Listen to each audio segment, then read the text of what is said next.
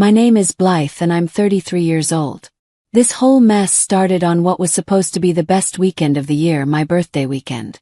I had everything planned out perfectly.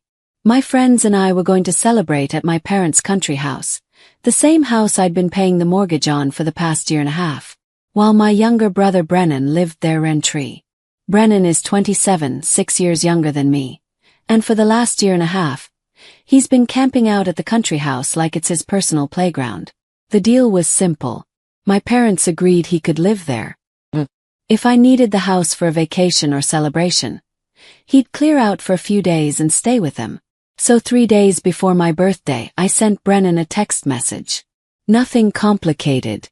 Just letting him know I'd be coming up that weekend with my friends to celebrate and asking if he could clean the place up a bit.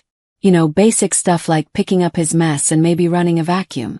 The message showed as read on my phone, but he never bothered to reply. I figured he got it and was cool with the plan. When my friends and I pulled up to the house on Friday night, I knew something was off immediately. All the lights were blazing, and we could hear music thumping from inside before we even got out of the car. Not just background music either. The kind of bass-heavy party music that makes your chest vibrate. "Sounds like your brother got the party started early," my friend Daphne joked as we grabbed our bags from the trunk. I forced a smile, but my stomach was already twisting. This wasn't the plan. Brennan was supposed to be gone by now. We walked up to the front door and I knocked. Nothing. The music was so loud they probably couldn't hear me. I knocked harder using both hands this time. Still nothing. That's when I started getting pissed. "Brennan," I shouted, pounding on the door with my fists. "Open up. It's Blythe." My friends were standing behind me, looking awkward as hell. This wasn't how anyone's birthday celebration was supposed to start. I pulled out my phone and called Brennan's number. It rang and rang, but he didn't pick up. The music was still blasting inside. "What the hell is going on?" I muttered and started banging on the door again, this time using my feet too. I was making enough noise to wake the dead, but nobody was answering. Finally, after what felt like forever, my phone rang. Brennan's name popped up on the screen. "What?" He answered, sounding annoyed. "What do you mean? What?" "I'm standing outside the house." "Open the door." "Oh yeah. Hold on." A few minutes later, the door swung open. Brennan stood there with a glass of whiskey in his hand, looking like he'd been drinking for hours. His hair was messy, his shirt was wrinkled, and he had that glassy look he gets when he's wasted. But that wasn't what made my jaw drop. Behind him, I could see the house was packed with people. There had to be at least 20 people crammed into the living room, all holding drinks, all talking and laughing like they owned the place. "What the hell is all this?" I asked, gesturing at the crowd behind him. "I told you 3 days ago I was coming up here for my birthday." Brennan took a sip of his whiskey and shrugged. "Yeah, well, change of plans. I'm having my own party tonight." "Your own party?" I couldn't believe what I was hearing. "Brennan, this is my birthday weekend. We talked about this." "Look, Blythe," he said, swaying slightly on his feet. "You and your friends need to get out of here right now. This is my party in my house, and you're not welcome here tonight." I stared at him, speechless. My friends were standing behind me, and I could feel their eyes on my back. This was humiliating. "You can't be serious right now. Where am I supposed to go? I planned this whole weekend. I don't care. Find somewhere else to party. This house is taken tonight." And with that, he slammed the door right in my face. I heard the lock click a second later. I stood there for a moment, staring at the closed door, feeling like I'd been punched in the My friends were silent behind me. The music was still pounding from inside the house. My house. The house I was paying for. And my own brother had just kicked me out on my birthday. I pulled out my phone and called my mom. She answered on the second ring. "Mom, Brennan won't let me into the house. He's having his own party and he literally just slammed the door in my face. You need to call him and tell him to cut this crap out." There was a pause. "Blythe, maybe you should just leave. Brennan said you weren't welcome there tonight. And honestly, he's right. You should find somewhere else to celebrate." I felt like the ground was shifting under my feet. What are you talking about? I don't understand what's happening right now. Hold on. Let me get your father. A moment later, Dad's voice came on the line. Blythe, you need to understand that house belongs to Brennan now. He gets to decide who comes and goes. Belongs to Brennan. I was practically shouting. Dad, I've been paying the mortgage on that house for a year and a half. How does it belong to Brennan? The mortgage payments don't matter. Dad said calmly. That's a separate issue. Your mother and I have already transferred the property to Brennan. It's his house now, and you need to respect that. You transferred it to him. My head was spinning. When? Why didn't anyone tell me? We don't need to discuss our decisions with you. Mom's voice came back on the line.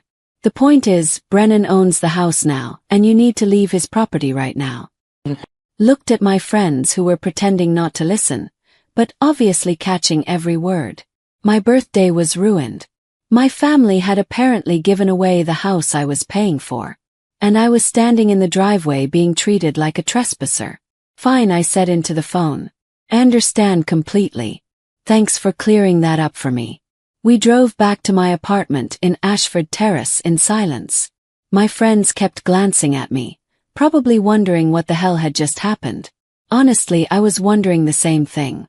Daphne finally broke the silence when we were sitting around my kitchen table with takeout Chinese food and a bottle of wine. So, what was that all about back there? She asked carefully. I took a long sip of wine and tried to figure out where to start. It's a long story, I said. But basically my family is completely screwed up. Even though we were celebrating in my apartment instead of the country house, I couldn't get into a party mood. My friends were trying their best to make it fun. They brought out a cake, sang happy birthday, told jokes, but I just sat there watching them, my mind racing back to how this whole mess started. It was 2 years ago when my parents first mentioned buying a country house. They came over to my apartment all excited, talking about this place they'd found about an hour outside the city in Cedar Hollow.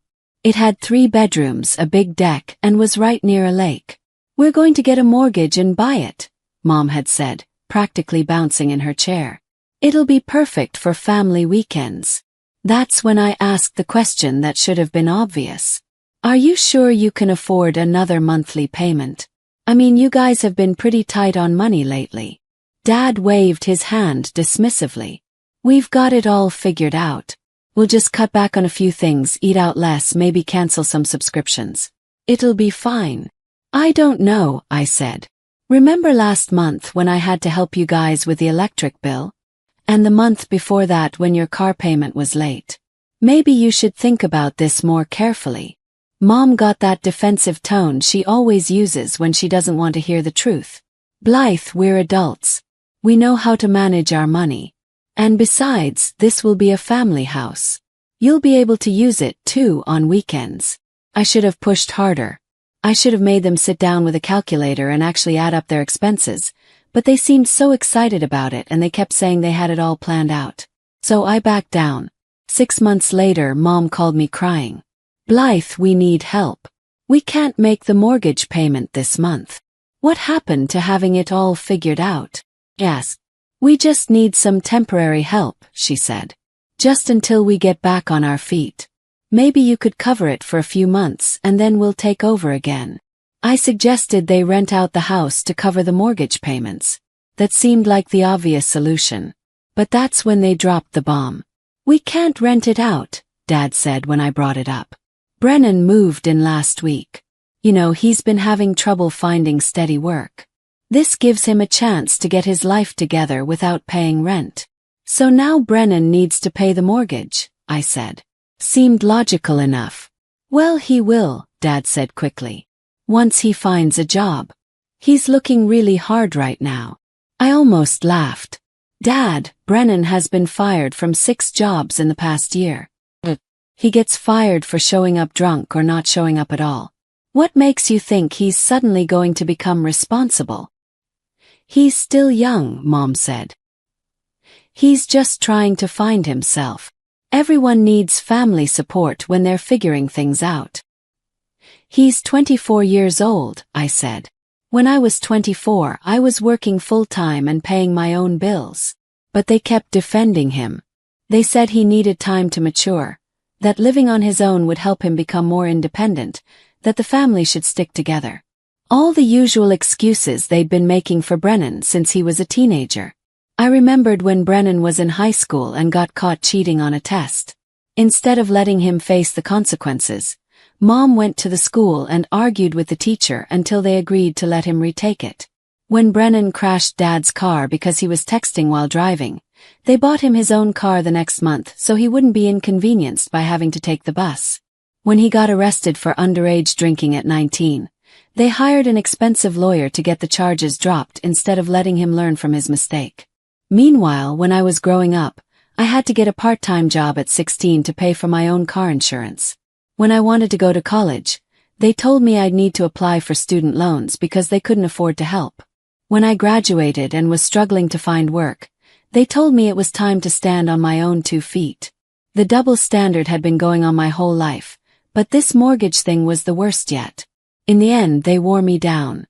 They kept calling, kept asking, kept promising it would only be for a few months. So I agreed to help with the mortgage payments, thinking it would be temporary, maybe 6 months at most. That was a year and a half ago. During that time, Brennan never got a job. Not once. He'd disappear for a few days here and there doing odd jobs, helping someone move, painting a fence, stuff like that, but never anything steady. Mostly he just threw parties at the house and lived off the $675 a month I was sending him for expenses. And my parents, they never mentioned the mortgage again. It was like they forgot they'd ever asked for temporary help. The monthly payment just became my responsibility, no questions asked. I was also sending Mom $575 every month for groceries and paying $925 for their utility bills. I didn't even realize how much it was adding up to until that night, sitting at my kitchen table on my ruined birthday, doing the math in my head. $1,585 for the mortgage. $675 for Brennan's spending money. $575 for my parents' groceries. $925 for their utilities. That was $3,760 a month. More than half my salary was going to support my family while they treated me like garbage. My friends were still trying to cheer me up, but all I could think about was Brennan's smug face when he slammed that door on me. And my parents' voices on the phone telling me I wasn't welcome at the house I was paying for. The next morning, I woke up with the worst hangover and the clearest head I'd had in months. I knew exactly what I needed to do. I made myself a cup of coffee, grabbed my laptop, and logged into my banking app. One by one, I started canceling every automatic payment and transfer that had anything to do with my family. First, I canceled the $1,585 monthly mortgage payment. Then I canceled the $675 monthly transfer to Brennan for his expenses. The guy who couldn't even be bothered to let me into the house I was paying for didn't deserve another dime from me. Next, I canceled the $575 automatic payment for my parents' monthly groceries. If they could afford to give away a house, they could afford to buy their own food. Finally, I canceled the $925 payment for their utility bills. Let them figure out how to keep their lights on. I didn't tell anyone what I'd done. Not my parents. Not Brennan. Nobody. I just went about my business and waited to see how long it would take them to notice. Took exactly 4 days.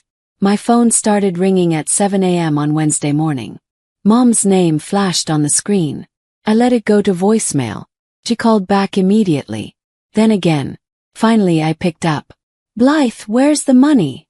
She screamed into the phone without even saying hello. "The mortgage payment was supposed to go through yesterday and there's nothing in my account. What's going on?" "Oh, that," I said calmly, sipping my morning coffee. "I'm not paying for the mortgage anymore." "What do you mean you're not paying for it? You have to pay for it." "Actually, I don't. See, you and Dad made it very clear on Saturday night that Brennan owns that house now. You also made it clear that I'm not welcome there. So why would I pay for a house that belongs to someone else? A house where I'm not welcome? Blythe, don't be ridiculous. Of course you're welcome there. That's not what you said Saturday. And that's not what Brennan said either when he slammed the door in my face. Mom was quiet for a moment. Look, maybe there was a misunderstanding. No misunderstanding. You told me the house belongs to Brennan now, and I need to respect that. So I am. Brennan owns the house. Brennan can pay for the house. Makes perfect sense, right? But he doesn't have a job, she said. He can't afford to pay the mortgage. Sounds like a problem for the homeowner to figure out. I'm sure you and Dad can help him work something out. I could hear her breathing heavily on the other end. Blythe, you're being spiteful. This is about more than just Saturday night. You're absolutely right. This is about me paying for a house for a year and a half while Brennan lived there for free. This is about me sending him $675 a month for spending money while he threw parties and refused to get a job. This is about me paying your grocery bills and utility bills while you gave away a house that I was making payments on. Yeah, it's about a lot more than Saturday night. We're a family, Mom said. Families don't treat each other the way you treated me on Saturday. So from now on, you deal with Brennan.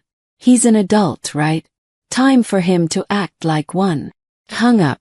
The phone immediately started buzzing with text messages, then voicemails. Mom was panicking. Dad was angry. I ignored all of it.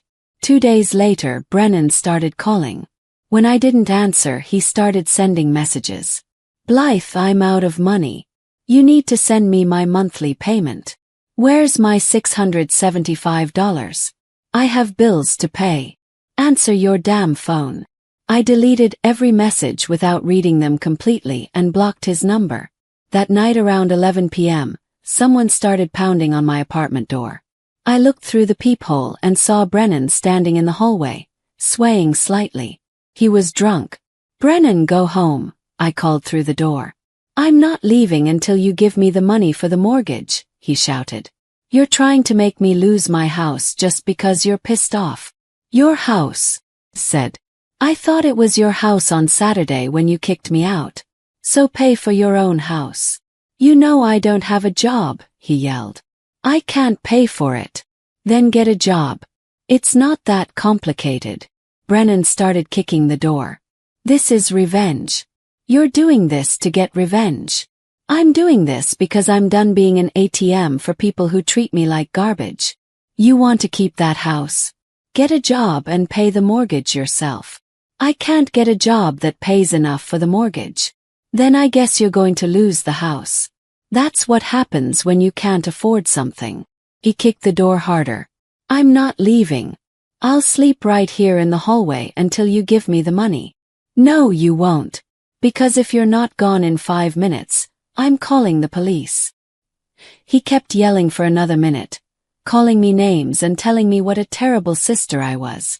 Then I heard his footsteps walking away down the hall. A couple weeks later, I was walking to my car after work when I saw my parents waiting by the driver's side door. They must have been watching for me. Blythe, we need to talk, Dad said as I approached. The bank is getting involved, Mom said. They're threatening to foreclose on the house. You have to help us fix this. I don't have to do anything, I said. You gave the house to Brennan. Let him fix it. You know he can't afford the payments, Dad said. Look, we all said some things we didn't mean last weekend, Dad continued. Let's just forget about it and move forward. We're family. Open my car door. If we're family, you should have thought about that before you gave away the house I was paying for and told me I wasn't welcome there. Blythe, please, Mom said. Don't let them take the house away just because you're angry with us. I got in my car and started the engine. I'm not letting them take anything away. Brennan is letting them take it away because he won't get a job and pay his bills like an adult. I backed out of the parking space and drove away, leaving them standing there. That was the last time I talked to any of them. After that parking lot confrontation, my parents and Brennan kept trying to reach me for a few more weeks. Calls, texts, emails, even showing up at my apartment building and asking the doorman to buzz me. I blocked their numbers, marked their emails as spam, and told the doorman not to let them up. It wasn't easy at first. Part of me felt guilty, like maybe I was being too harsh. These were my parents after all. My brother. But every time I started to weaken, I remembered Brennan's smug face when he slammed that door in my face. I remembered my parents telling me I wasn't welcome at the house I'd been paying for. I remembered all those years of watching Brennan get bailed out of every mess he made while I was expected to handle everything on my own. The guilt faded pretty quickly after that. 6 months passed. 6 months of peace, quiet, and actually having money in my bank account at the end of each month. I started putting the extra $3,760 into a savings account, and it was amazing how fast it added up. For the first time in years, I wasn't living paycheck to paycheck. Last week, I ran into my cousin Talia at the grocery store. She's always been the family gossip, so I wasn't surprised when she immediately started talking about my parents and Brennan.